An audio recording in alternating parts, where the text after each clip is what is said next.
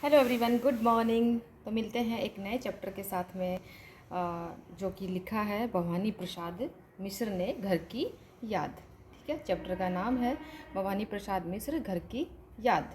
Okay, उन्होंने लिखा है रचनावली के अंदर, रचनावली और भवानी प्रसाद मिश्र, इसके अंदर जो लाइंस है ये बहुत इंपॉर्टेंट है हमारी ज़िंदगी के लिए भी और एग्ज़ाम के लिए भी। कुछ लिख के सो, कुछ पढ़ के सो, तू जिस जगह जागा सवेरे उस जगह से बढ़ के सो। कितनी सुंदर और कितनी अच्छी बात है कि कुछ लिख के सो, जब सो रहे हो तो कुछ लिख के सो, कुछ पढ़ के सो, जिस जगह से जागे हो तुम सुबह उस जगह से बढ़ो आगे, ना कि तुम पीछे जाओ। ज़िंदगी में आगे बढ़ने की कोशिश करो, ज्ञान अर्जित करो, तब जाके कुछ ज़िंदगी का महत्व अर्जित होगा, अन्यथा ज़िंदगी काट रहे हो जिसका कोई मतलब नहीं है। तो रचनावली में इन्होंने लिखा है कि कुछ लिख के सो, कुछ पढ़ के सो, तो जिस जगह जागा सवेरे उस जगह से बढ़ के सो। अगर ज़िंदगी में, अगर ये बात भी एक छोटी सी लाइन है लेकिन अगर किसी ने अपना ली तो बड़ी सुंदर लाइन है और बहुत ही कुछ बहुत आगे तक हमें लेके जा सकती है। अब पढ़ते हैं हम भवानी प्रसाद मिश्र जी की रचनाओं के जीवनी के बारे में। इनका जन्म हुआ था 1913 में टिगरिया गांव में, होशंगाबाद मध्य प्रदेश में। मध्य प्रदेश के थे ये, ठीक है। जनरली हमारे अभी तक पढ़े हैं हमने वो उत्तर प्रदेश के पढ़े हैं, और अब ये हैं होशंगाबाद मध्य प्रदेश के। 1913 टिगरिया गांव में इनका जन्म हुआ था।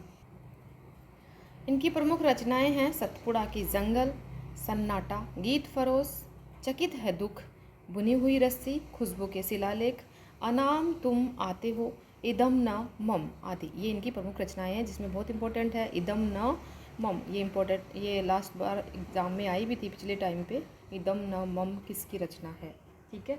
या फिर चार ऑप्शन दे देंगे कि कौन सी इसमें हजारी इसकी क्या नाम है भाई इनका, भवानी प्रसाद मिश्र की रचना नहीं है। प्रमुख सम्मानों में साहित्य अकादमी, मध्य प्रदेश शासन का शिखर सम्मान, दिल्ली प्रशासन का गालिब पुरस्कार एवं पद्म श्री से अलंकृत हैं। 1985 में इनकी मृत्यु हुई थी। सहज लेखन और सहज व्यक्तित्व का नाम है, ठीक है, भवानी प्रसाद मिश्र।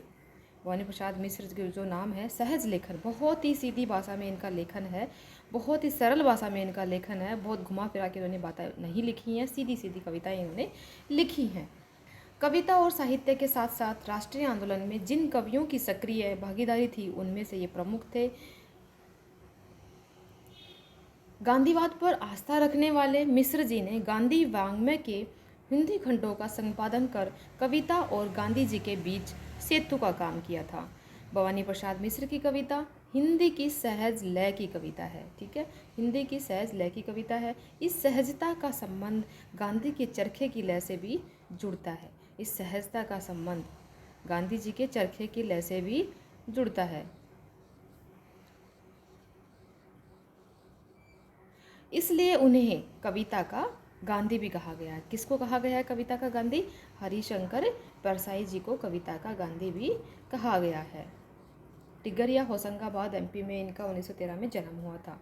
मिश्र जी की कविताओं में बोल चाल के गद्यात्मक से लगते हैं गद्यात्मक कविता में बोल चाल के गद्यात्मक से लगते वाक्य विन्यास को ही कविता में बदल देने की अद्भुत क्षमता है। इसी कारण उनकी कविता सहज और लोक के अधिक करीब है।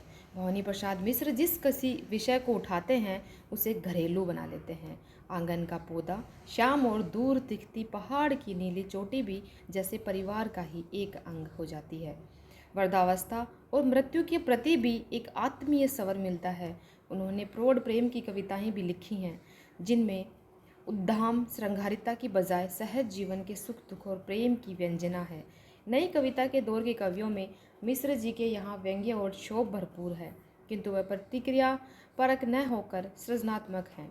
गांधीवाद पर आस्था रखने के कारण उन्होंने अहिंसा और सहनशीलता को रचनात्मक अभिव्यक्ति दी है। घर की याद कविता में घर के मर्म का उद्घाटन है, ठीक है, जो ये कविता हम पढ़ेंगे घर की याद, वो घर के मर्म का उद्घाटन है।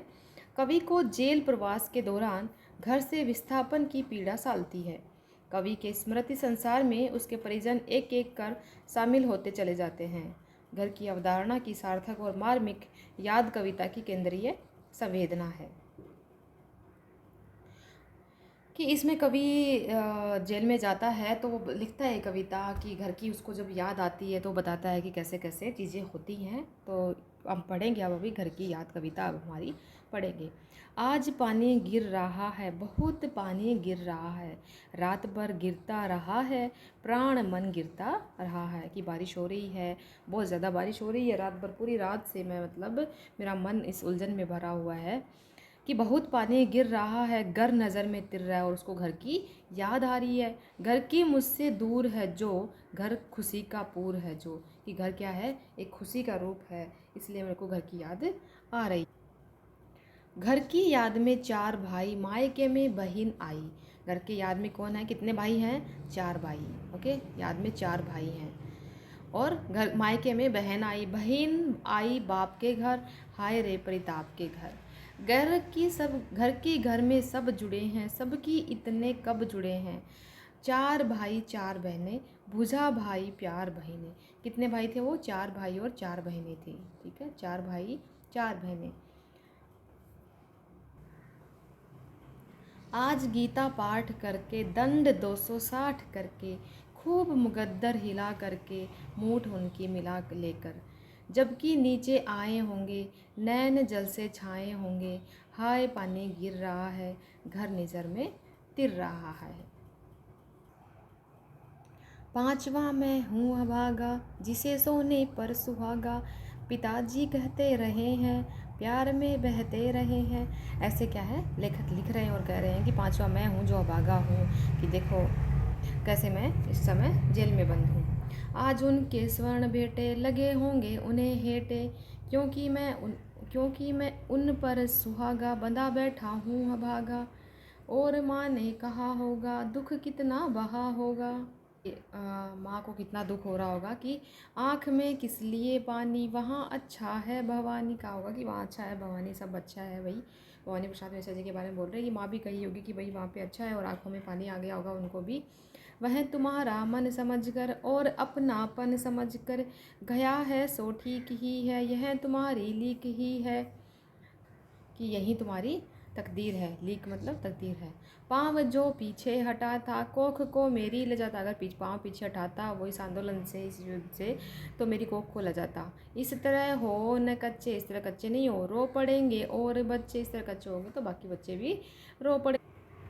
और कहना मस्त हूँ मैं, काटने में व्यस्त हूँ मैं, वजन 70 शेर मेरा और भोजन ढेर मेरा। कूदता हूँ खेलता हूँ, दुख डट कर हेलता हूँ। और कहना मस्त हूँ मैं, यूँ न कहना अस्त हूँ मैं। कहना कि भाई मैं मस्त हूँ, यहाँ पे सब खेलता हूँ, सब करता हूँ। और माँ बिन पढ़ी मेरी, दुख में वह घड़ी मेरी। माँ की जिसकी गोद में सर रख लिया तो दुख नहीं फिर। माँ की जिसकी स्नेह धारा का यहाँ तक भी पसारा, उसे लिखना नहीं आता जो कि उसका पत्र पाता। पिताजी जिनको बुढ़ापा एक क्षण भी नहीं व्यापा, जो अभी भी दौड़ जाएं, जो अभी भी खिलखिलाएं। मौत के आगे न हिचके, शेर के आगे न भिचके, बोल में बादल गरजता, काम में झंझाल रजता। चार भाई चार बहनें, बुझा भाई प्यार बहनें, खेलते या खड़े होंगे, नज़र उनको पड़े होंगे। यानी कि सारे ये अपना अपना घर की स्थिति बता रहा है कि क्या क्या हमारे घर में अभी चल रहा होगा, और मैं यहाँ पे जेल में बैठा हुआ हूँ। पिताजी जिनको बुढ़ापा एक क्षण भी नहीं व्यापा, रो पड़े होंगे बराबर, पांचवे का नाम लेकर। यानी कि सब लोग ये कर रहे हैं, और फिर जब मेरा नाम आया होगा, पांचवे का नाम आया होगा, तो रो पड़े होंगे फिर याद करके।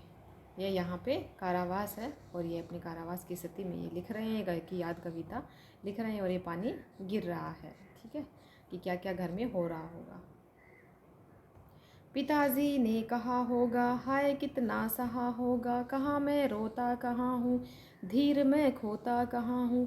हे सजीले हरे सावन, हे कि मेरे पुण्य पावन, तुम बरस लो वो न बरसे, पांचवे को न तरसे। कि हे सावन तुम बरस लो, बस मेरे पिताजी की आंखों में आंसू नहीं आए, और वो मेरे लिए ना तरसे, मेरी याद ना उनको आए। मैं मज़े में हूँ सही, घर नहीं हूँ बस यही है, किंतु यह बस अड़ा बस बड़ा बस है, इसी बस से बस सब विरस हैं। कि मैं यहाँ पे मज़े में हूँ, बस ये है कि मैं घर में नहीं हूँ, बाकी मैं यहाँ पे मज़े में हूँ। किंतु उनसे यह न कहना, उन्हें देते धीर रहना, उन्हें कहना लिख रहा हूँ, उन्हें कहना पढ़ रहा हूँ, उन्हें कहना उन्हें ये धैर्य देते रहना कि मैं यहाँ पे लिख रहा हूँ, मैं यहाँ पे पढ़ रहा हूँ, मैं यहाँ पे अच्छा हूँ बिल्कुल। काम करता हूँ कि कहना, नाम करता हूँ कि कहना, चाहते हैं लोग कहना, मत करो कुछ शौक कहना। हाय रे ऐसा न कहना कि जो वैसा न कहना, कह न देना जागता हूँ आदमी से भागता हूँ, कह न देना मौन हूँ मैं, खुद न समझूँ कौन हूँ मैं, देखना कुछ बक न देना, उन्हें कोई शक न देना, उन्हें कोई शक ना हो कि मैं यहाँ पे परेशान हूँ, मैं यहाँ पे जागता हूँ, ये सब चीज़ें मत बताना, ठीक है। हे सजीले हरे सावन, हे कि मेरे पुण्य पावन, तुम बरस लो वो न बरसे, पांचवे को वे न तरसे, ठीक है। 4 भाई 4 बहनें थी वो, और पांचवे यहाँ पे हरिशंकर परसाई थे। तो ये बता रहे हैं सावन से बरसात से कि भाई मेरे लिए ना तरसे, मैं यहाँ पे अच्छा हूँ, उनको मेरी वजह से दुख ना हो, ठीक है। मेरा घर वालों की याद करके सारी चीज़ें बता रहे हैं कि ऐसा ऐसा चीज़ें हो रही हैं, तो वो मेरे लिए ना तरसे, तुम बरस लो, तुम उन्हें समझाना, उनको धैर्य दिलाना, ठीक है। चलो, तो यहीं पे हमारी कविता ख़त्म होती है। इसका मतलब इसमें कुछ कुछ चीज़ें हैं, जैसे भाई कितने भाई थे, कितने बहनें हैं, ठीक है। और जो भी चीज़ें इसके अंदर हुई, थोड़ा सा इसको एक बार फिर से रिवाइज कर लेना, फिर हम इसके MCQ सॉल्व करेंगे। मिलते हैं एक नेक्स्ट चैप्टर के साथ में। Thank you so much, bye bye.